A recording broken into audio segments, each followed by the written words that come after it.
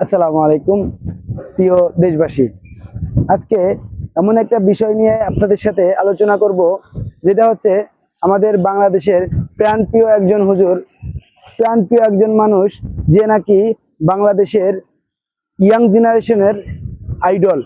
সবাই, যত young generation আছে বাংলাদেশে, সবাই তাকে আইডল মানেন। তিনাকে নিয়ে তিনি একটা ফেসবুকে পোস্ট করেছেন, তরুণের প্রথম ভোট ন্যায় এবং ইনসাফের পক্ষে হোক। কিছু রাজনৈতিক দলের নেতাকর্মীরা সেটাকে বিকৃত করে তাকে হেয় করে দেখার চেষ্টা করছে। এখন এইসব দলের নেতাকর্মীরা যে প্রতিক্রিয়া দেখাচ্ছে, তাতে মনে হচ্ছে তারা বাংলাদেশে ন্যায় এবং ইনসাফের রাজনীতি করতে আসেননি। তারা এসেছে তাদের ওই চাঁদাবাজি, ওই ধান্দাবাজি ব্যবসা করে জীবন পরিচালনা করার জন্য, যার কারণে মিজানুর রহমান আজহারীর এই পোস্টকে তারা বিকৃত করছে।